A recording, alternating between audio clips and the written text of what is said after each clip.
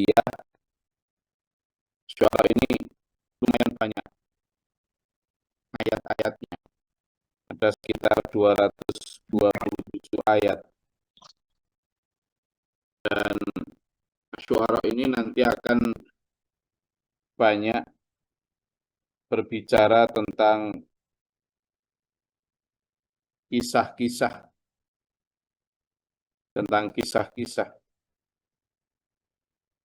ya. Di surat Asy-Syu'ara ini Allah memulainya dengan satu fawatifus suwar atau kalimat pembuka surat yang tidak memiliki makna pasti.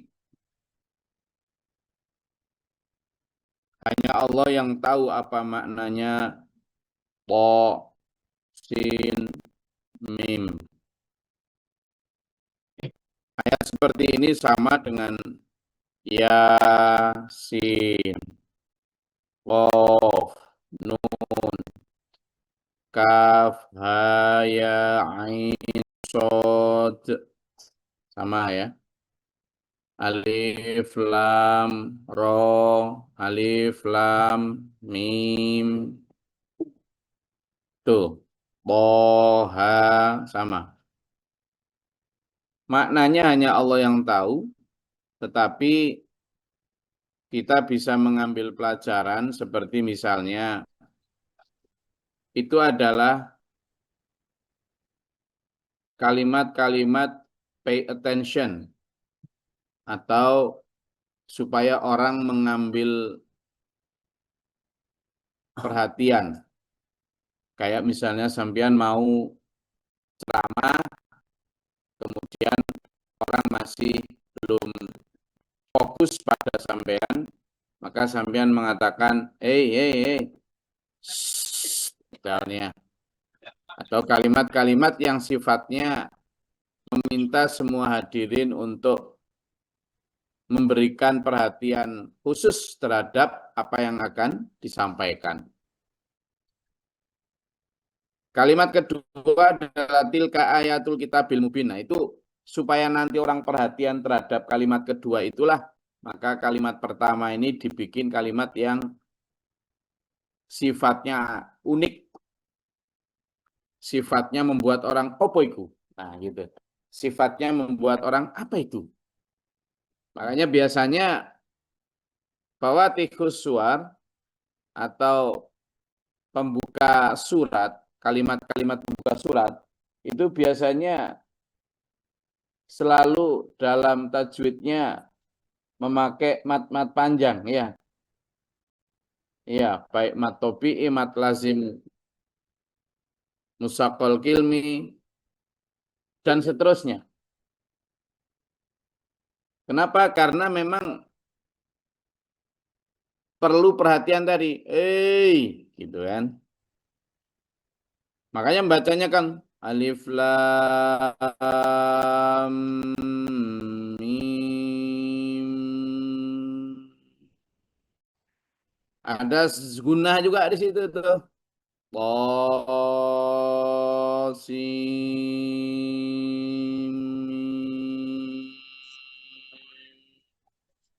Jadi diharapkan orang-orang kemudian mulai fokus pada pembicara. Kalau biasanya dalam kori-kori itu dilakukan dengan lebih panjang, terutama kalau di guna itu. Alif Lam Ra juga gitu. Ada Yasin. Nah, sekarang Yasin malah dipakai nama. Yasin.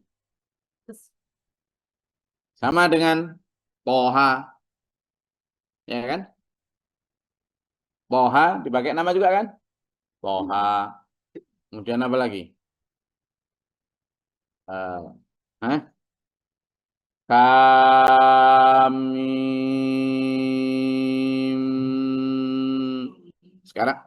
Sekarang dipakai nama juga kan? Beda sama Hamim. Beda loh ya. Kalau Hamim ada maknanya. Apa maknanya? Beda. Kalau hamim, mimnya nggak pakai ya itu fawatih suar. Satu di antara ayat-ayat.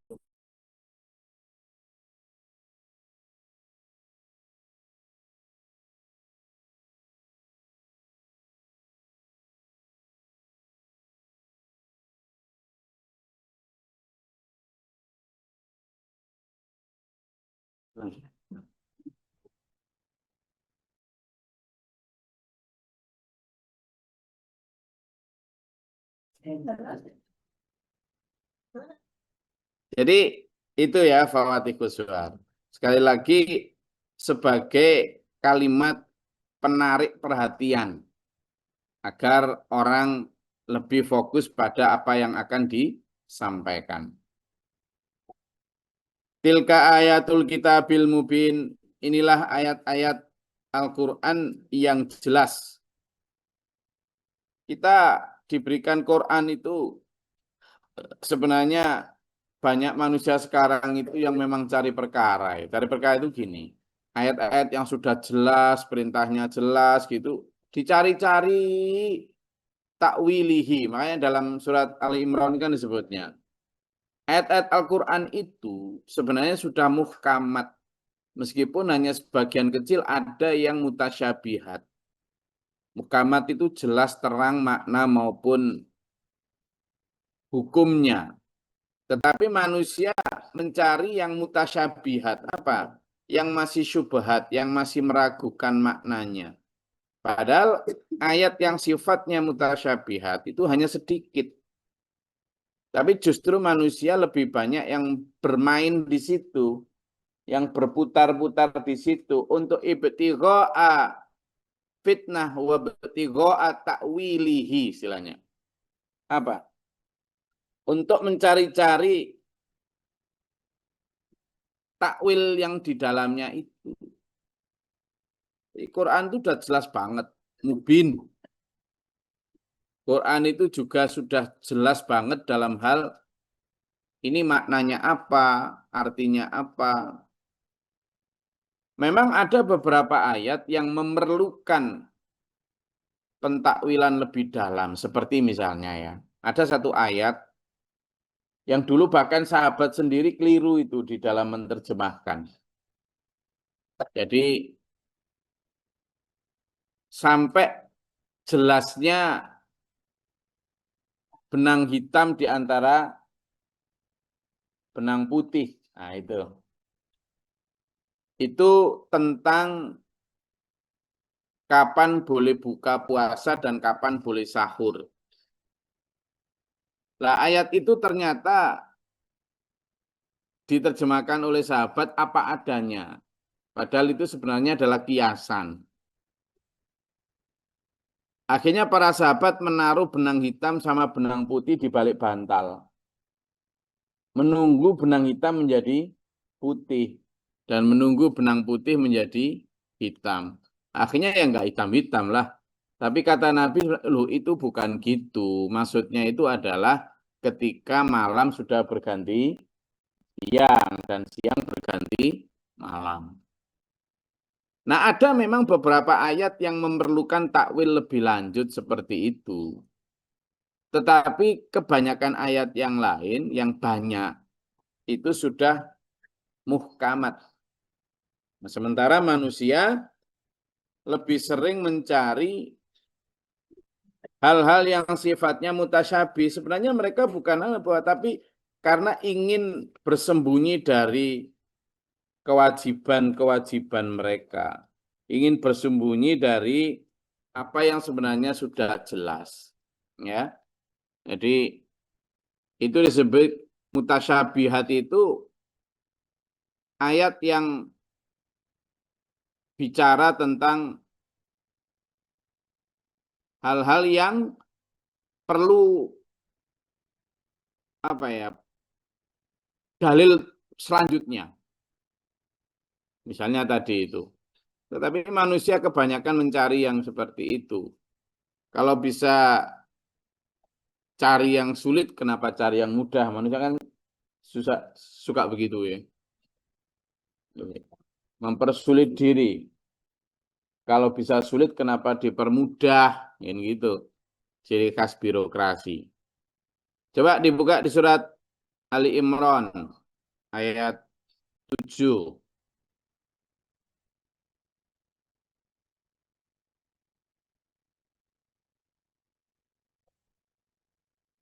Silakan.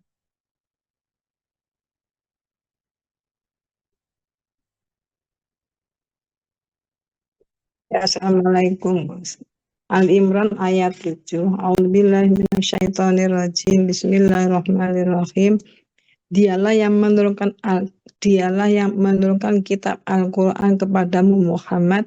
Di antaranya ada ayat-ayat yang muhkamat, ada ayat-ayat yang muhkamat. Itulah pokok-pokok kitab Al-Qur'an, dan yang lain mutasyabihat. Adapun orang-orang yang dalam hatinya condong kepada kesesatan, mereka mengikuti yang mutasyabihat untuk mencari-cari fitnah dan untuk mencari-cari takwilnya. Padahal tidak ada yang mengetahui takwilnya kecuali Allah. Dan orang-orang ilmunya mendalam berkata, kami beriman kepadanya Al-Quran, semuanya dari sisi Tuhan kami. Tidak ada yang dapat mengambil pelajaran kecuali orang yang berakal. Shadaqallahul adzim. Nah itu. Jadi di situ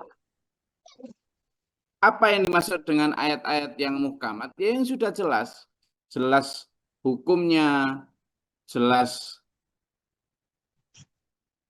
kalimatnya, jelas bacaannya. Muhkamat misalnya jelas mudah dipahami lah. Misalnya itu tentang pokok-pokok hukum. Misalnya dirikanlah sholat, tunaikanlah zakat. Ya sudah, sholat. Cuma memang ada penjelasannya di dalam hadis gimana caranya sholat. Tunaikanlah zakat. Juga begitu. Bagaimana tata cara zakat, berapa persen dan sebagainya ada dalam hadis gitu ya. Jadi, tapi bagaimana dengan hal-hal yang sifatnya mutasyabih? Ya itu tadi ada misalnya tentang fawatikus suwar yang tadi saya sebut sebagai ayat-ayat pembuka surat yang hanya Allah yang tahu maknanya tadi. Kemudian misalnya tentang sifat-sifat Allah. Di situ kan ada biyadihil mulku wa huwa ala kulli syai'in. Biyadihi itu kan ada di tangannya. Siapa tangannya siapa? Tangannya Allah lah. Tangannya Allah itu kayak apa gitu misalnya. Summastawa 'alal arsh. Kemudian dia bersemayam di atas arsh.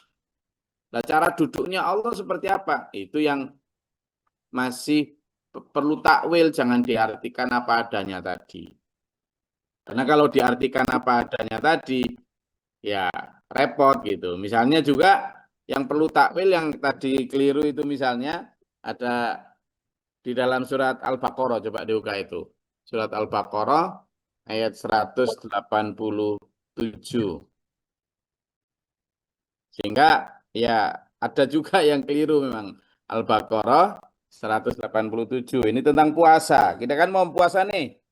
Coba ayat itu kalau nggak diterjemahkan atau dibimbing oleh orang yang benar, salah praktek nanti. Al-Baqarah 187, silakan.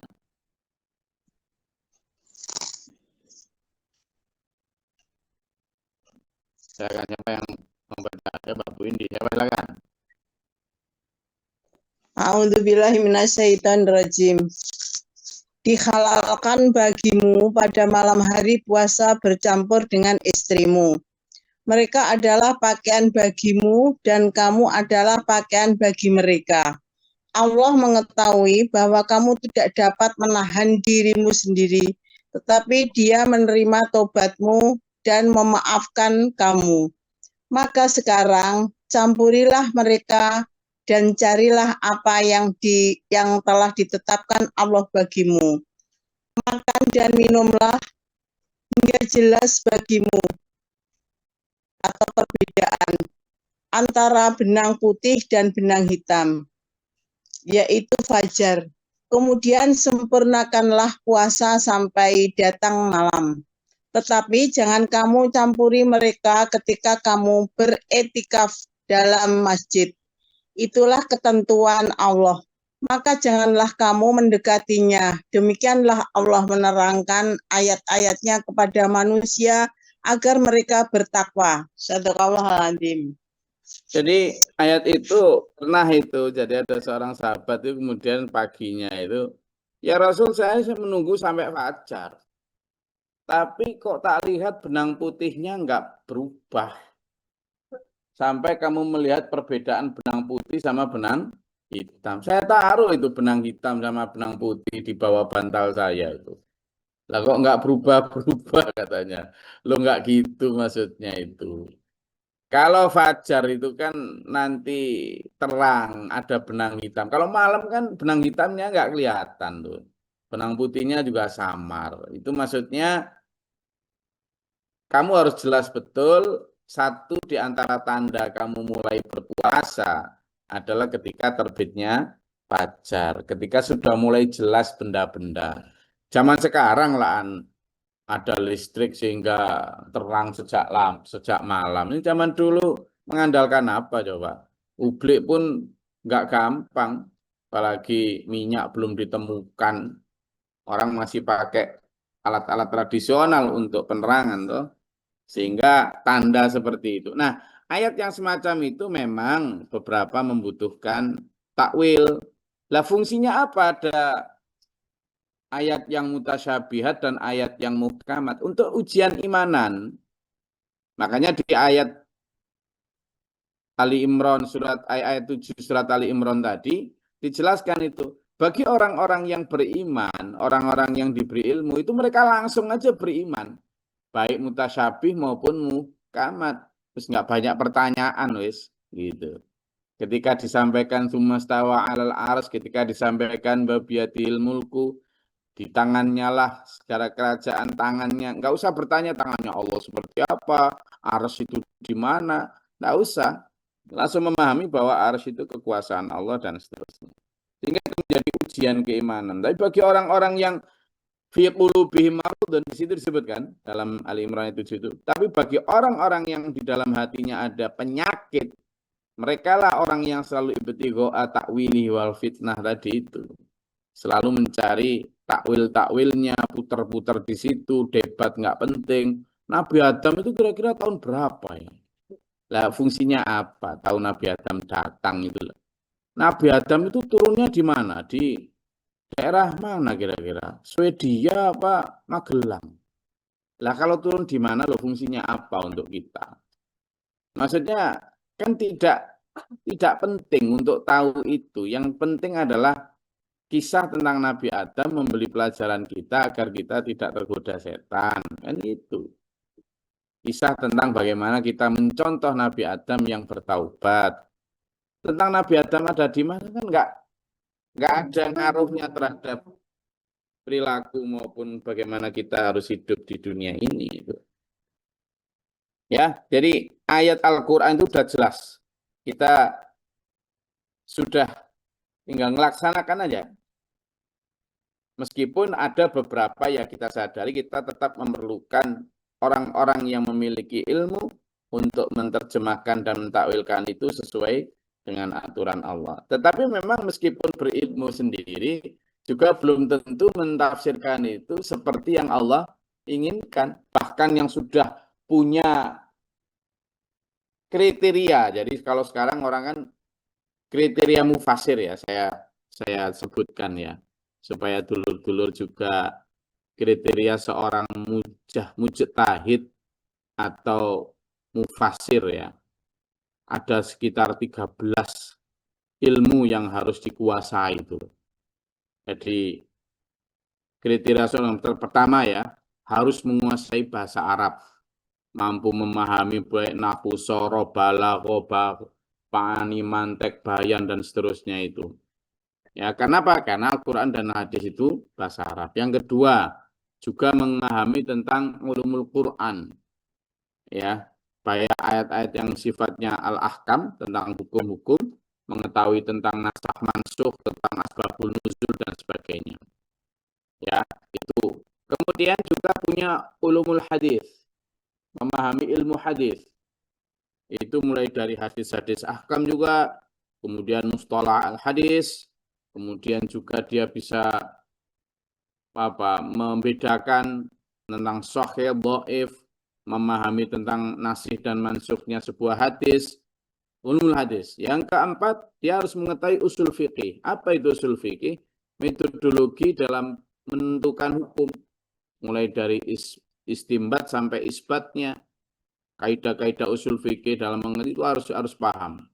Lalu harus yang kelima mengetahui ijma. Jadi dia harus paham betul persoalan-persoalan yang telah disepakati ulama, baik ijma sukuti, ijma dan seterusnya itu. Ya. Itu macam-macam.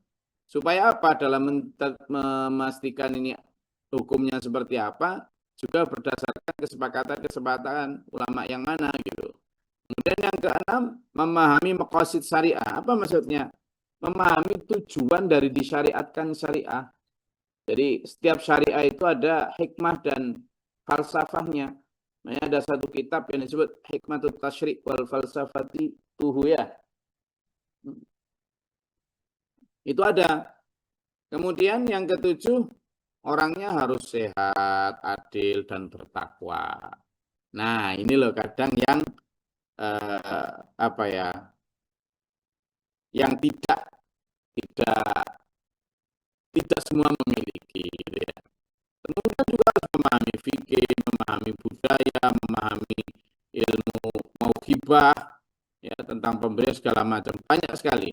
Nah, tetapi bahkan ketika ada seorang yang sudah memiliki semua ilmu itu, tetapi kalau hatinya memang juga kotor, ya dia malah bisa memanfaatkan ilmu itu untuk menafsirkan ayat yang justru sesuai dengan keinginan pemesan. Nah, itu yang bahaya.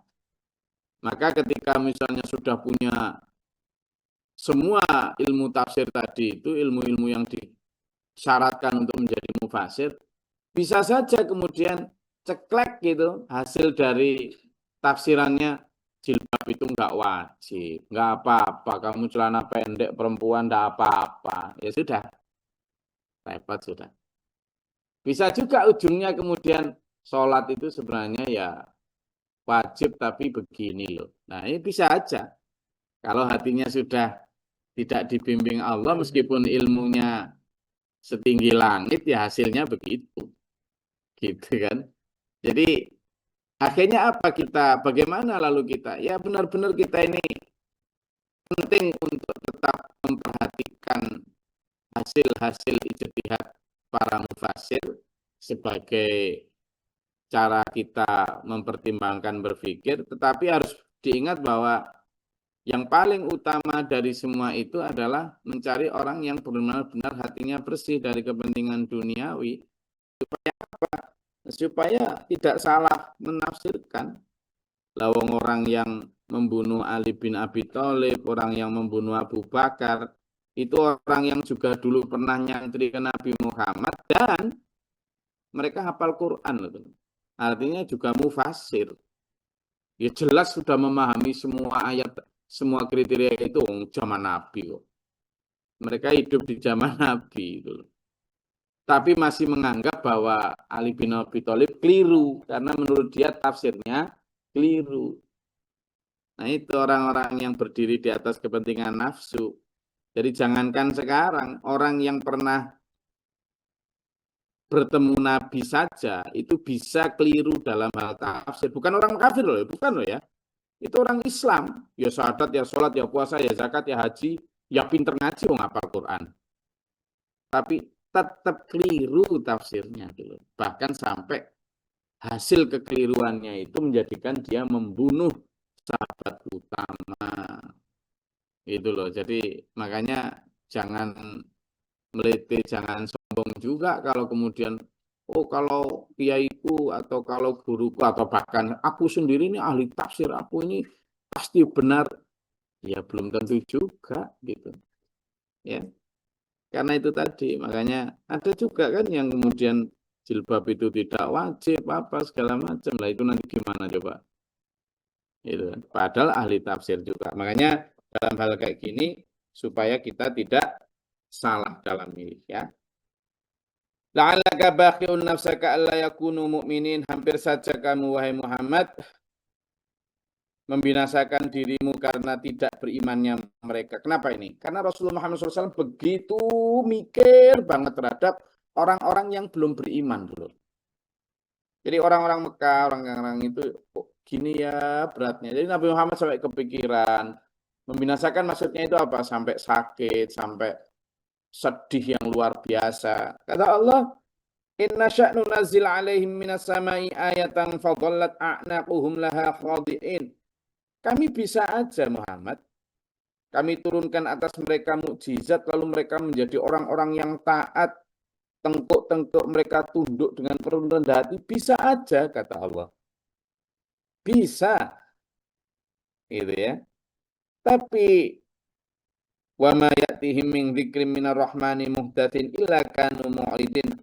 Tapi setiap kali disampaikan kepada mereka satu peringatan baru dari ayat Al-Qur'an, mereka sebenarnya selalu berpaling darinya. Padahal itu kan dari Allah yang Maha Pengasih.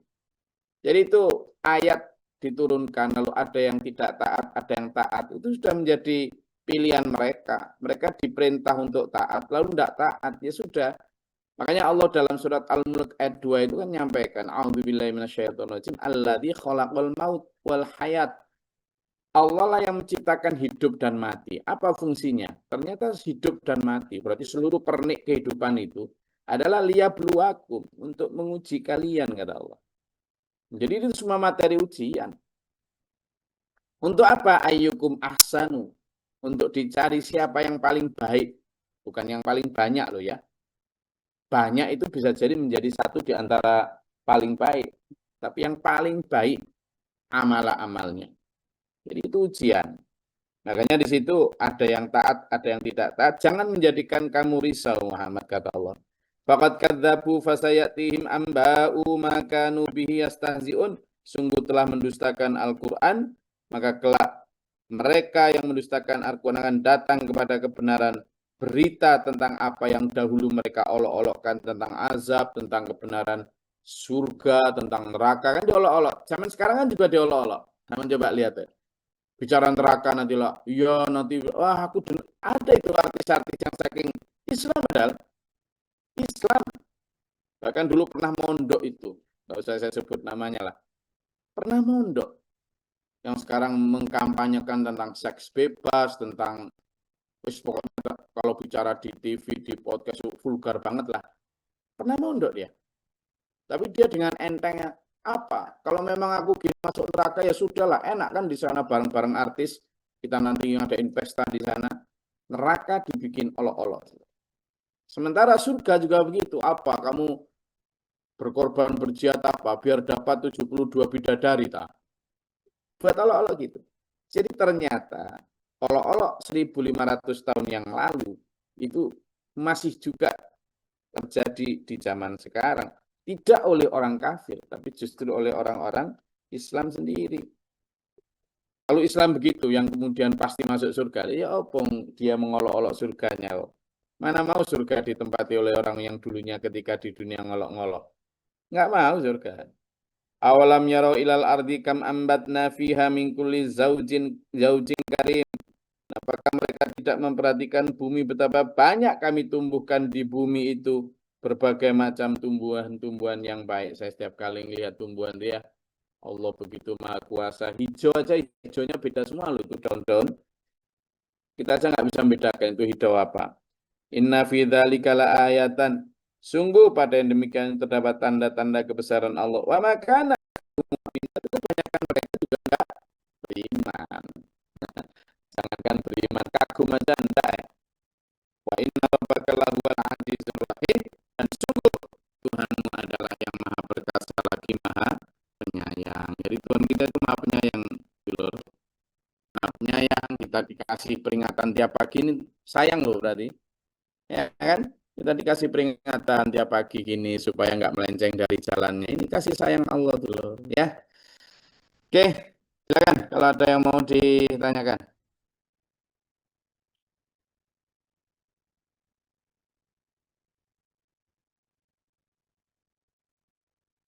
Ada?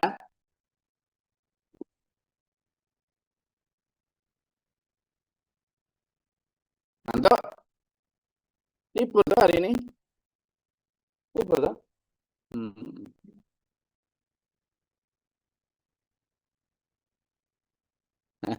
Kok sepi?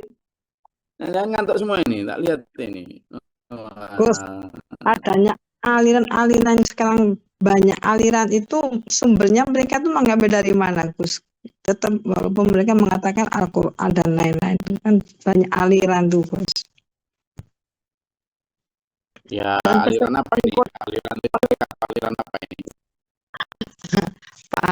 aliran agama Aliran yang sekarang sunyi, ini ya. aliran listrik. Ya, kita sudah pernah bahas itu ya di ayat yang Quran bahkan sudah menjelaskan itu, dan itu sudah terjadi di nabi-nabi sebelumnya ya, misalnya disebutkan a'udzubillahi minasyaitonir rajim walladzina farraqu dinahum wa kanu syi'an kullu hizbin bima ladaihim farihun. Itu kan ada itu. Ya, disebutkan di sana bahwa dan orang-orang yang memecah belah agamanya, mereka kemudian menjadi kelompok-kelompok ya, yang saya sebut aliran tadi ya. Dan itu sudah terjadi zaman tiap nabi. Jadi kullu hizbin, tiap masing-masing dari aliran itu bangga dengan apa yang ada pada mereka, farihun. Ya, ada itu. Ada 2 ayat yang jelas, bahkan lebih mungkin ya. Tapi yang kita tahu ada 2 ayat yang menyebutkan tentang itu. Jadi kalau sekarang misalnya terjadi seperti itu sudah sunatullah. Bahkan hadis juga menyatakan Yahudi akan terpecah menjadi 71 golongan, Nasrani menjadi 72 golongan, Islam menjadi 73 golongan. Yang benar hanya 1, kata Nabi. Nah, ini yang kemudian jadi rebutan loh sekarang, ditafsirkan apa aja. Tapi yang jelas 71, 72, 73 itu simbolisasi jumlah banyak. Tidak harus cuma itu, bisa jadi banyak. Karena memang itu sudah terjadi di zaman-zaman Nabi sebelumnya juga. Coba dibuka di surat Ar-Rum ayat 32.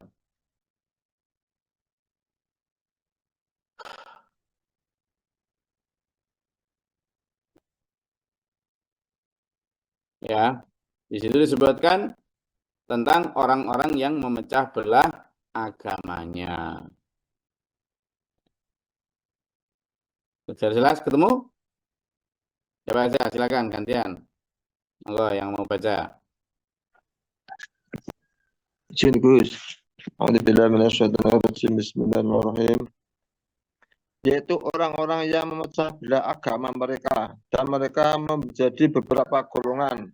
Setiap golongan merasa bangga dengan apa yang ada pada golongan mereka. Subhanallahadzim. Lalu di surat Al-An'am ayat 159.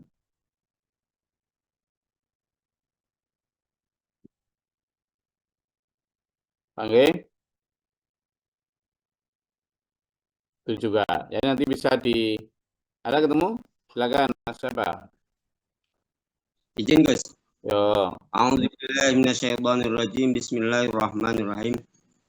Sesungguhnya orang-orang yang memecah belah agamanya dan mereka menjadi terpecah dalam golongan-golongan, sedikit pun bukan tanggung jawabmu Muhammad atas mereka. Sesungguhnya urusan mereka terserah kepada Allah. Kemudian Dia akan memberitahukan kepada mereka apa yang telah mereka perbuat. Sadaqallahu. Kita ini kan pengikut Nabi Muhammad SAW ya, dan sudah dikasih tahu bahwa nanti pasti terpecah belah. Maka kata Allah, Muhammad, kata Allah di ayat itu ya yang 115. Nah, mereka itu ada orang yang memecah belah agama mereka bangga dengan segala macam. Tapi itu bukan urusanmu Muhammad. Sudahlah, itu nanti urusan Allah itu. Gitu. Kenapa ini memberi satu ketenangan hati supaya hal-hal semacam itu tidak sampai membuat Nabi terlalu sangat sedih sehingga, dan zaman sekarang juga gitu, kita juga sedih sebenarnya. Misalnya Muslim Islam yang terpecah belah menjadi sekian banyak golongan gitu ya.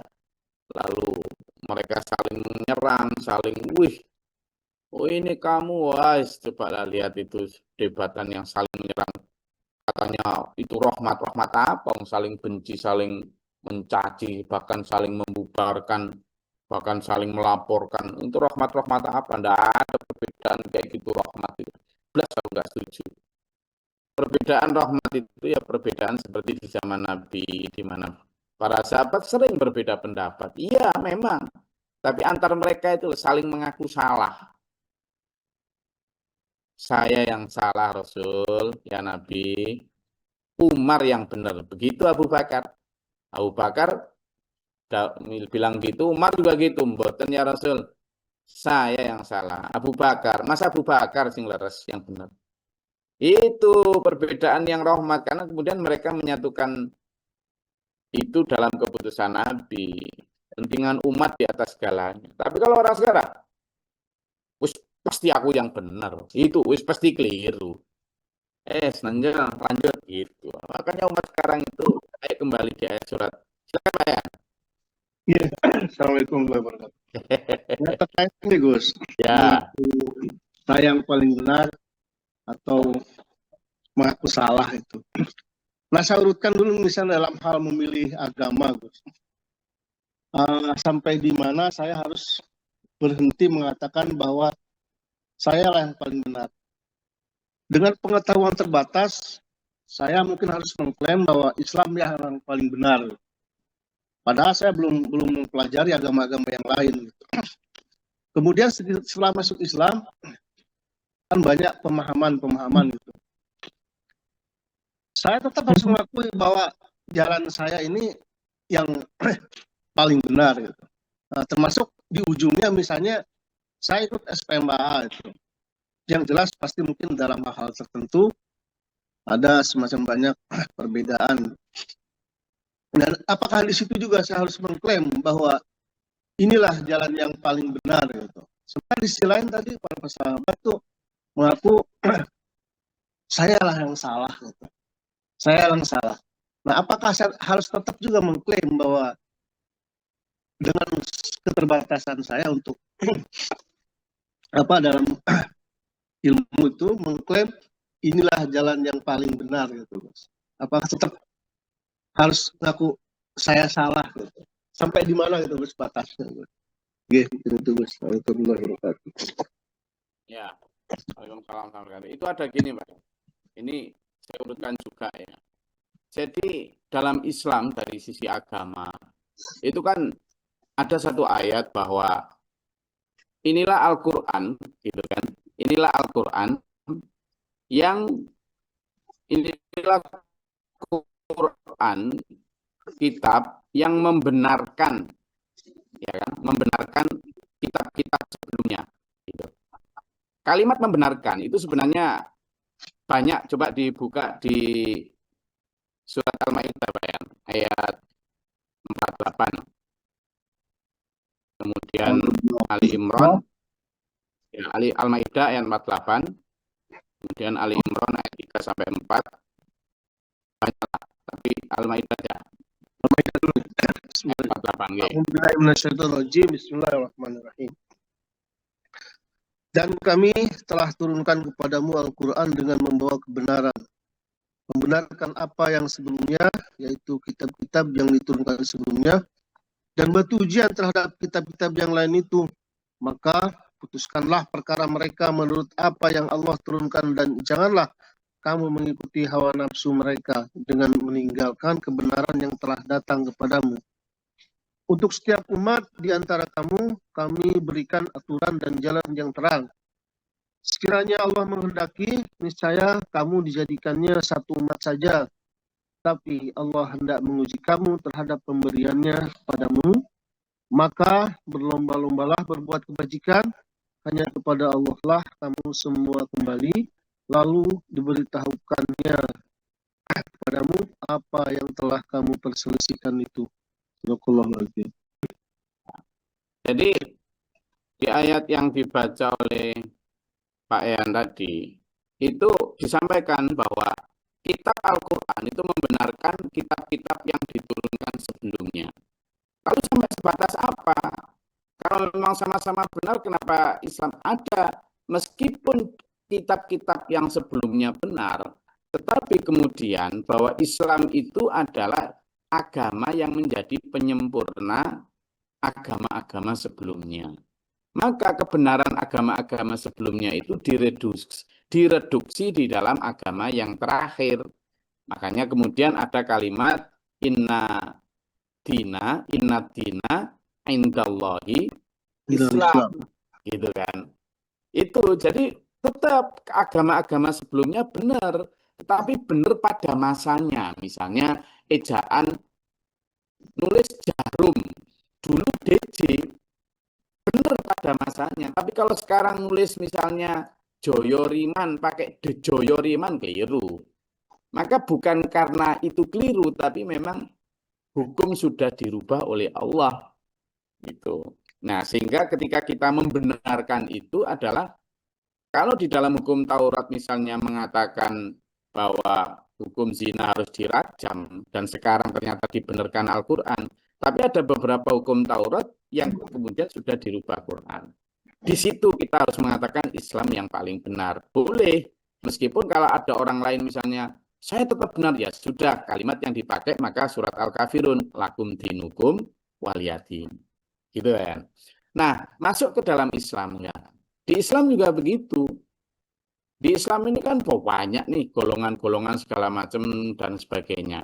Maka kita juga begitu.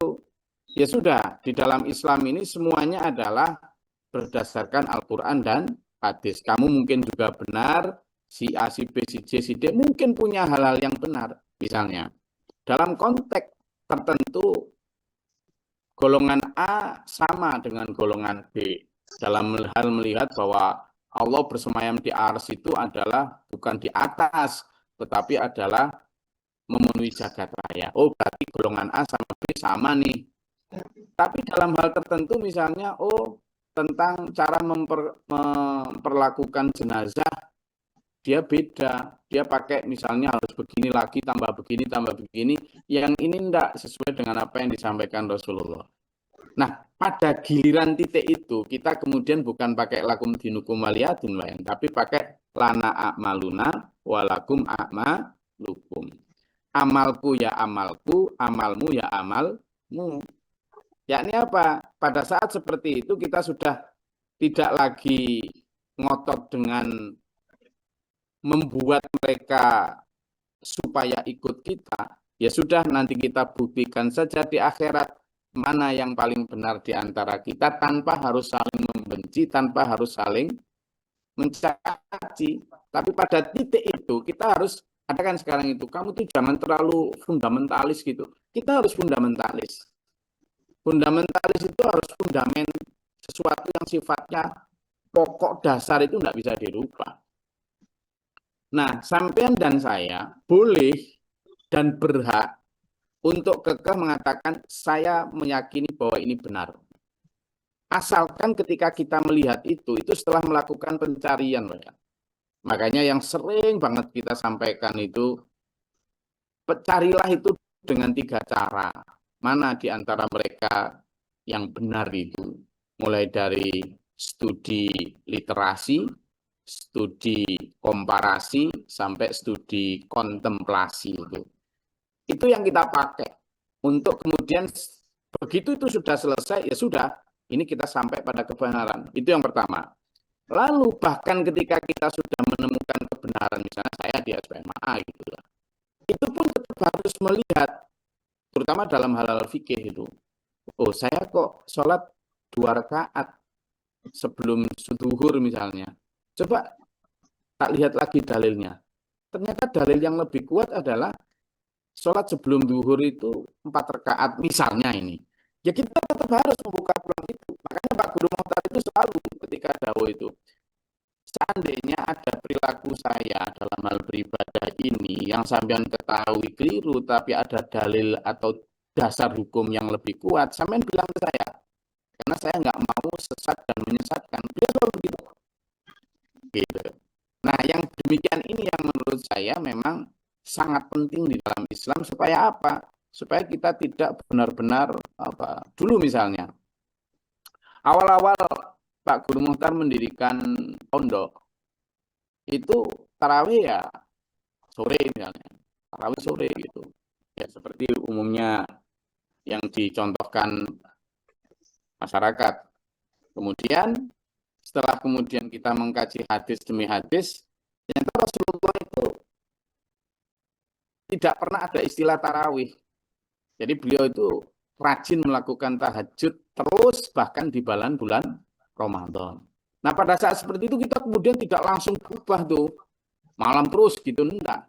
Tapi mengikuti, oh masyarakat masih seperti ini, berarti kita sore dulu. Setelah itu kemudian kita bikin 2 shift. Guru Muhtar ngajarin kita untuk ayo coba mulai kita ikut seperti yang dilakukan Rasulullah secara itu. Ternyata berubah. Nah, hal semacam ini adalah sesuatu yang menunjukkan bahwa kita tetap menghargai bagaimana kalau ada dalil atau dasar yang lebih baik. Jadi kalimat kita berhenti itu memang tidak pernah berhenti kalau memang kita menemukan dasar-dasar yang lebih kuat. Nah ini yang sering tidak dimiliki oleh banyak lembaga atau banyak ormas atau banyak kecenderungan golongan yang sudah enggak pokok ini meskipun sudah ditunjukkan dalil yang lebih baik gitu. Karena kita ini hidup terutama dalam beribadah harus berdasarkan hukum dan dalil yang lebih baik. Jadi gitu kan. Artinya kita berhenti itu ketika dalam hal-hal akidah itu udah tidak bisa diotak-atik itu.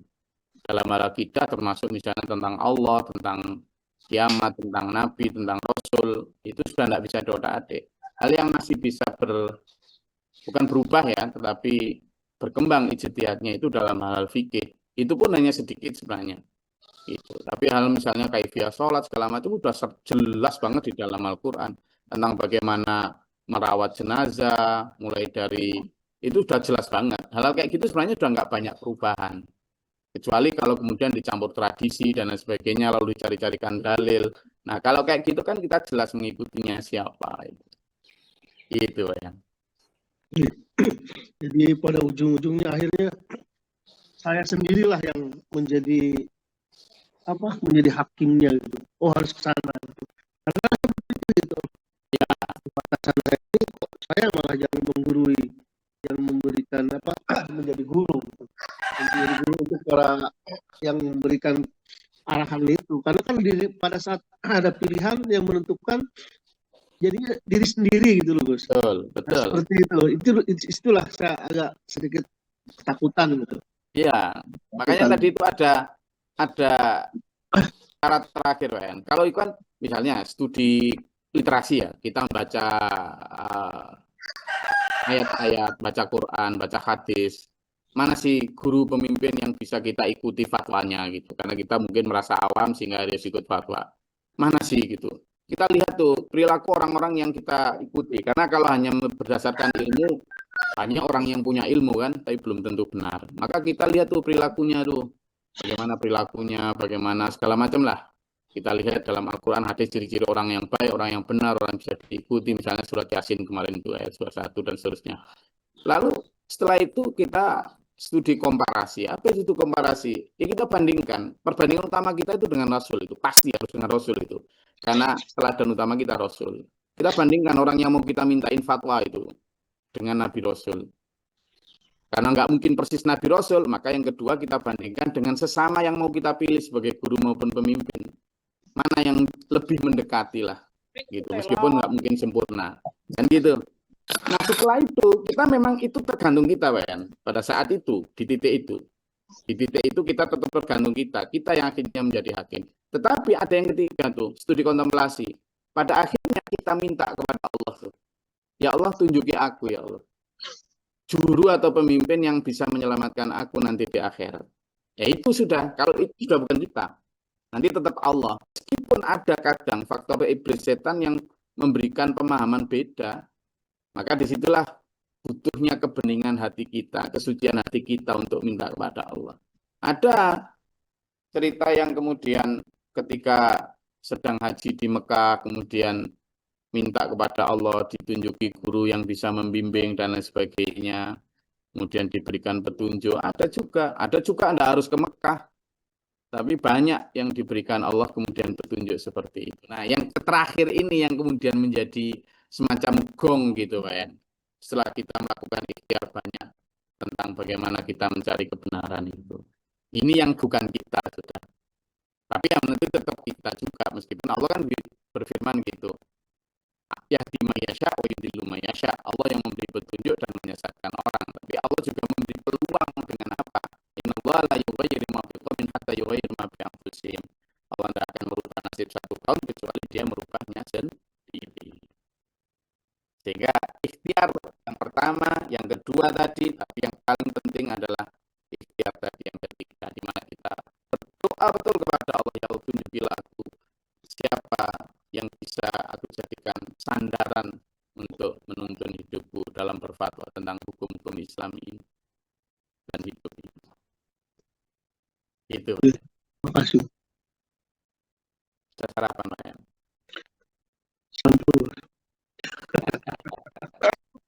Oke, nanti itu alhamdulillah terima kasih Pak yang sangat membuka dan mencerahkan kita semua. Mudah-mudahan kita dirahmati Allah dan dituntun di dalam jalannya sehingga kita konsisten istiqomah dalam siratal mustaqim ila akhir hayat husnul khatimah. Amin.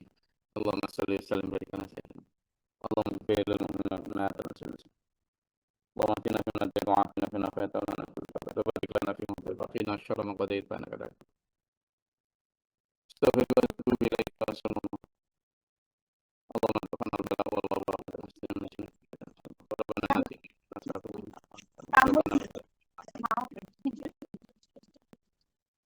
ربنا من نفرت بمجاهدين فنرد قلوبنا ربنا اغفر لنا وارحمنا.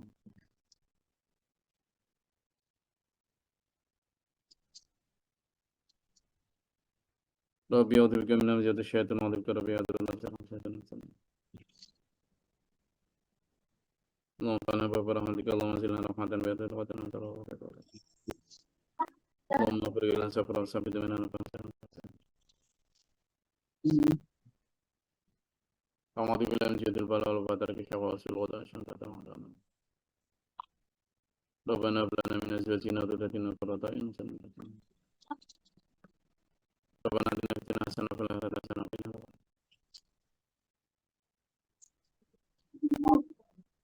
عذاب النار. Assalamualaikum warahmatullahi wabarakatuh. Waalaikumsalam warahmatullahi